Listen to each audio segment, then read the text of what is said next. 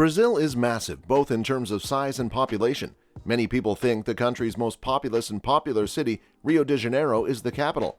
Turns out Rio isn't the capital. Neither is the neighboring city of Sao Paulo. The capital of Brazil is Brasilia, and was moved from Rio de Janeiro to this new city. So why is Brasilia the capital of Brazil today? What led to the change? Let's find out in this video. Wait, did you subscribe to our channel yet? If not, wait no more and hit that subscribe icon to never miss out on more videos like this. The story of how Brazil got its capital actually goes back before Brazil or the New World was even discovered. In the year 1500, a new land was discovered in this new world by Portuguese explorer Pedro Alvarez Cabal and his fleet. They named this new land after the brazilwood tree, and that's how Brazil got its name. As Brazil grew into a larger colony, it needed a new capital, and the city of Sao Salvador was chosen. The city is today just called Salvador and is the capital of the state of Bahia. In 1763, however, the capital of the state of Brazil, which was now a part of the Portuguese Empire, was moved to Rio de Janeiro in the south. Half a century later, Rio served the capital of what was now called the United States of Portugal, Brazil, and the Algarves. The royal family soon moved to Rio in a bid to avoid Napoleon and began ruling the empire from here. Brazil ended up fighting for its independence not long after, and in 1822, Brazil declared its independence as the Empire of Brazil with its capital still in Rio. The capital stayed the same through the First Brazilian Republic, the Vargas era, and into the Fourth Brazilian Republic. Then in 1960, the capital was moved once again to Brasilia. Now, there are several reasons why Brasilia was chosen to be the new capital, and we'll take a look at a few important ones. Geography. Now, most of Brazil's population lives by the coast, with the interiors being sparsely populated despite there being abundant resources and fertile land. The population is pretty even along the coastlines, from north to south, and having the capital in the south of Brazil was seen as favoring the south more than the north. In addition, while the capital was situated within its own federal district, within Rio, the city has also grown far too crowded for the capital. With all this in mind, Articles 2 and 3 of the Constitution of the First Brazilian Republic, signed in 1891, established two things.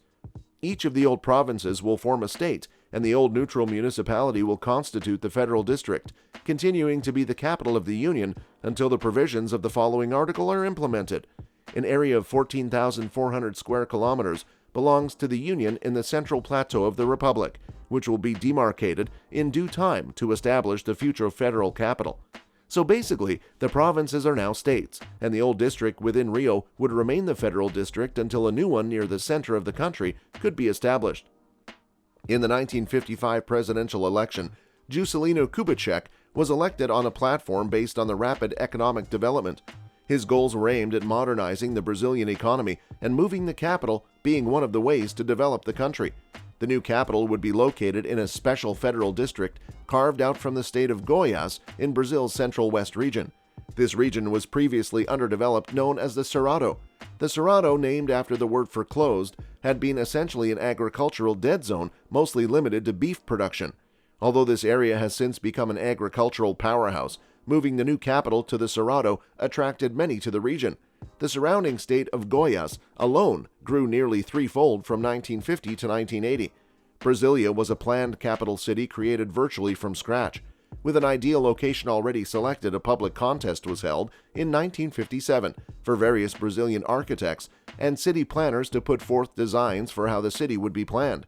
The international jury eventually selected Lúcio Costa's plan for the city, with the main avenues forming a sort of irregular cross shape, resembling that of an airplane or a dragonfly, with the residential areas along the wings and the commercial and government buildings, many of which designed by Oscar Niemeyer, along the body. Many also found symbolism in the design, which could be said to resemble either the bows and arrows used by Brazil's native inhabitants, the cross of the Portuguese who colonized the area, or the shape of the airplanes connecting Brazil's cities to each other and the rest of the modern world. The idea of moving the capital to a newly built ultra-modern city in what was basically the middle of nowhere, however, had mixed reactions.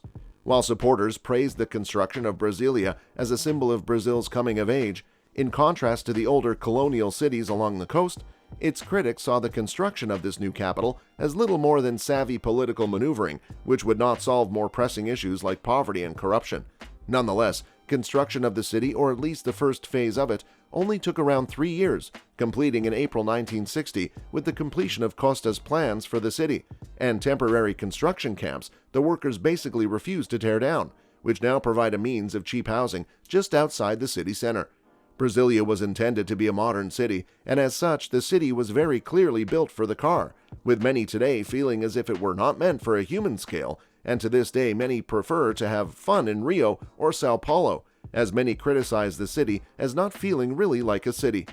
Today, the Federal District is the third largest metro area in Brazil with a population of 4.2 million. The country also has to face several problems with population rise thanks to migration, but it nevertheless is a success. Thanks for watching.